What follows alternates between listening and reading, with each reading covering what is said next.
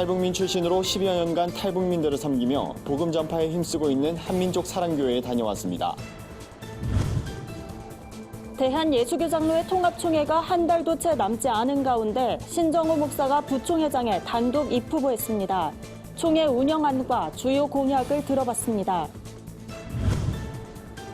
한글 전화번호 서비스를 제공하는 콜피아가 구티비와 함께 미디어 선교 사역에 나섭니다.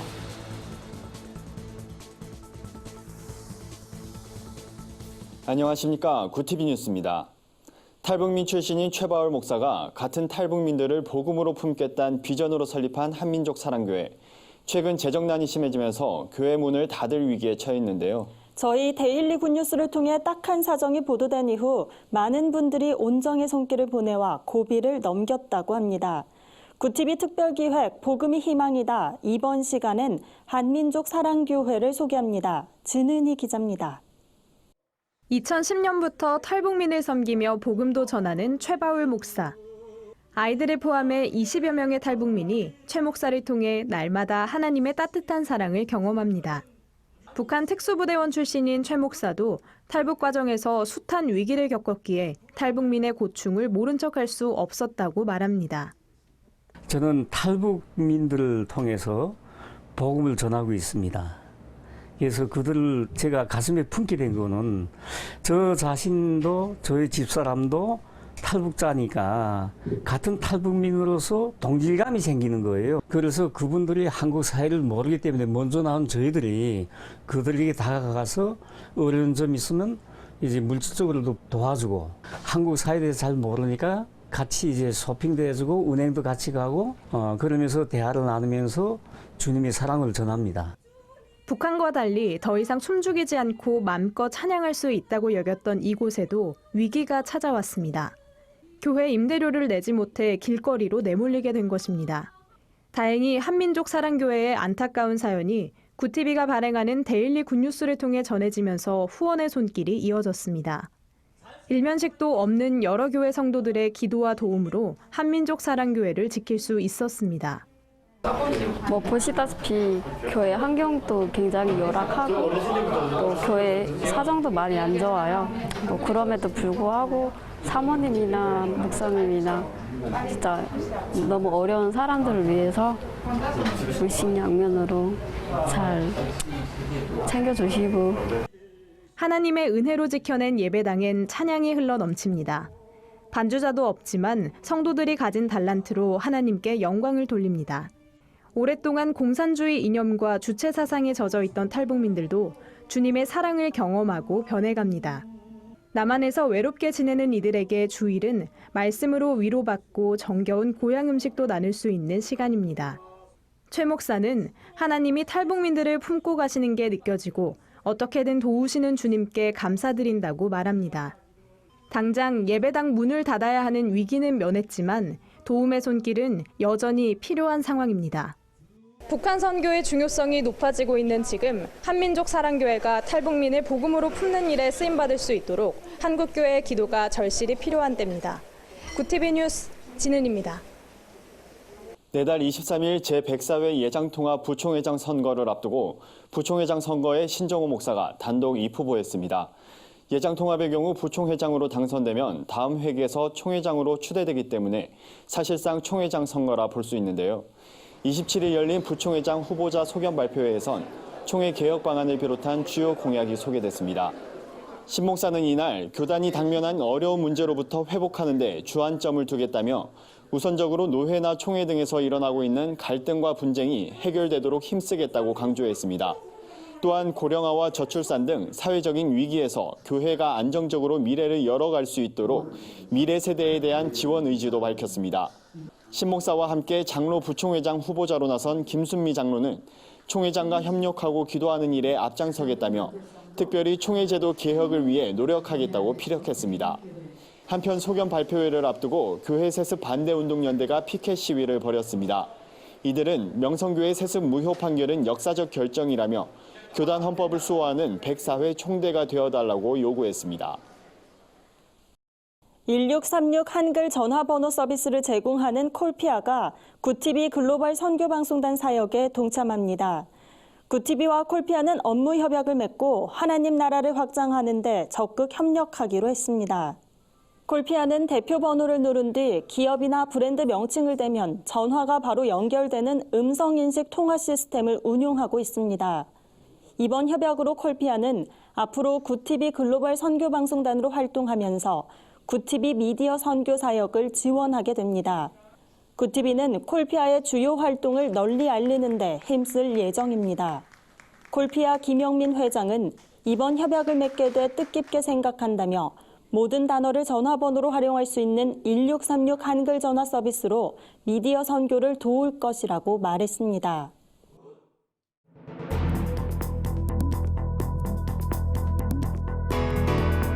세계 곳곳의 주요 소식을 살펴보는 시간입니다. 여성의 축구 경기장 입장을 금하고 있는 이란에서 남장을 하고 여러 차례 경기를 관전한 여성 4명이 당국에 체포돼 파문이 일고 있습니다. 여성의 경기장 출입을 허용해야 월드컵 출전이 가능하단 국제축구연맹의 요구에 이란이 동의한 가운데 체포가 이뤄졌기 때문입니다. 남장 차림으로 축구 경기장에 들어간 여성들은 경기를 관전하는 사진을 인터넷에 올렸고 이란 당국은 이를 공공질서를 어지럽힌 행위로 봤습니다. 현재 이란 내에선 축구 경기 관전 등 여성의 권리 확대를 주장하는 보수 온건파 로하니 정권과 보수 강경파 간의 대립이 심화하고 있어 향후 여성의 권리 개선에 이목이 집중되고 있습니다.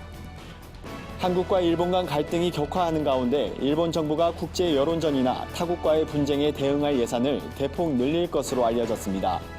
일본 외무성은 내년도 예산안 편성에 앞서 관련 예산을 올해보다 약 9% 늘어난 7,939억 엔을 요구할 방침이라고 교도통신이 보도했습니다. 아울러 세계무역기구의 제도 개혁을 위해 관련 회의 등에 참가하는 경비도 올해보다 2배 늘리기로 했습니다. 외무성이 WTO 관련 예산을 대폭 늘리려는 것은 한국이 후쿠시마 현 등의 수산물을 수입 금지한 것에 맞서 WTO에 제소했다가 패소한 후 국제기구 대응을 강화할 필요가 있다고 판단했기 때문으로 보입니다. 서식지 파괴와 무분별한 밀렵 등으로 멸종 위기에 처한 흰코뿔소의 인공 번식 가능성이 열렸습니다. 이탈리아의 한 동물 복제업체 연구진이 북부 흰코뿔소의 인공 수정에 성공한 겁니다.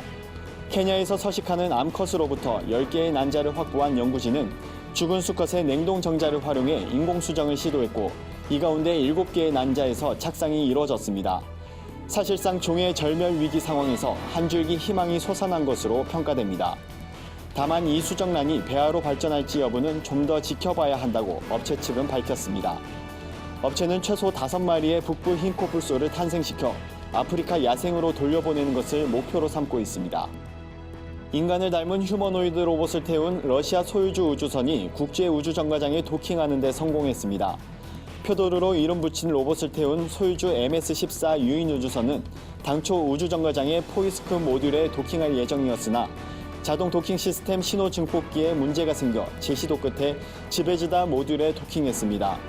러시아가 휴머노이드 로봇을 국제우주정거장에 보낸 것은 이번이 처음입니다.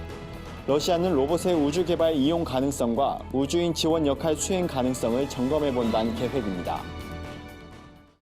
오늘의 사회 이슈를 박은결 기자가 종합해드립니다. 오늘의 이슈 포커스입니다.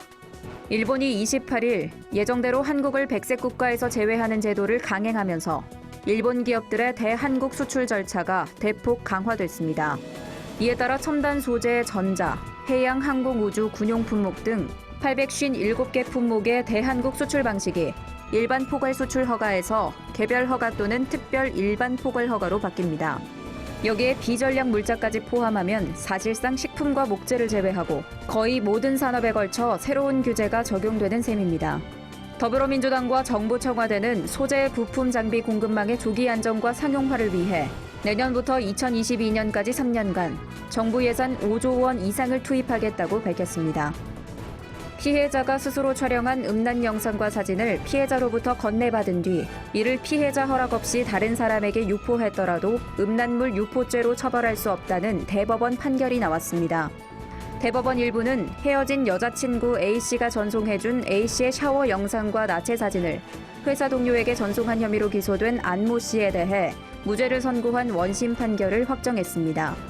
대법원은 음란물 유포죄의 음란물은 다른 사람의 신체를 허락 없이 촬영한 영상이나 사진을 의미하므로 피해자가 스스로 찍은 영상이나 사진은 이에 해당하지 않는다고 밝혔습니다. 올해 6, 7인 가족 추석 차례상 차림 비용은 전통시장을 이용할 경우 평균 19만 3,938원, 대형마트를 이용할 경우 평균 23만 6,565원으로 나타났습니다.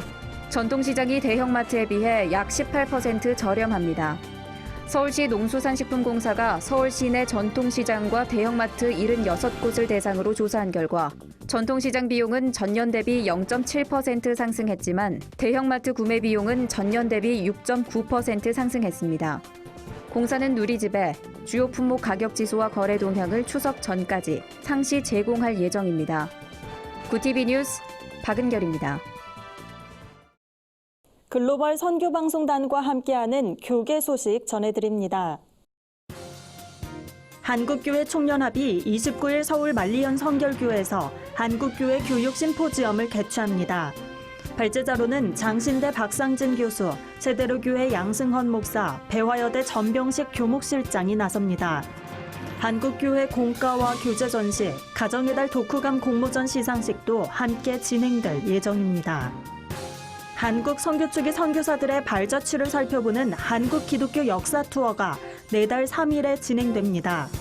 이번 투어는 한국 기독교 언론 포럼이 주최하고 서울시가 후원합니다. 참가자들은 배재학당 역사박물관, 정동 제1교회 등 중구 일대를 탐방하며 오늘날 한국교회의 역할과 책임에 대해 나누는 시간을 가질 계획입니다. 이번 사업은 지난 5월 서울시에서 공모한 2019 종교단체 지원 공모 사업에 선정됐습니다. 한국장로교 총연합회 여교역자협의회가 27일 미혼모자 지원시설 꿈나무를 방문해 후원금을 전달했습니다. 여교역자협의회 김희신 목사와 꿈나무 박미자 원장은 미혼모와 자녀들을 위한 구체적인 지원 방안을 나누며 성도들의 관심과 기도를 당부했습니다. 박미자 원장은 한장총 여교역자협의회에서 방문해준 것에 감사드리며 지속적인 관심을 가져달라고 말했습니다.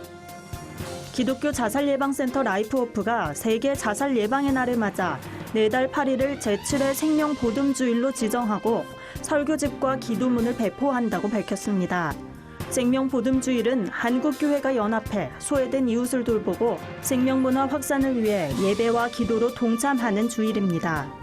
라이프호프 이사장 임용택 목사는 생명보듬주일에 교회학교 어린이와 학생들에게 생명의 소중함을 가르쳐 주시길 바란다고 밝혔습니다.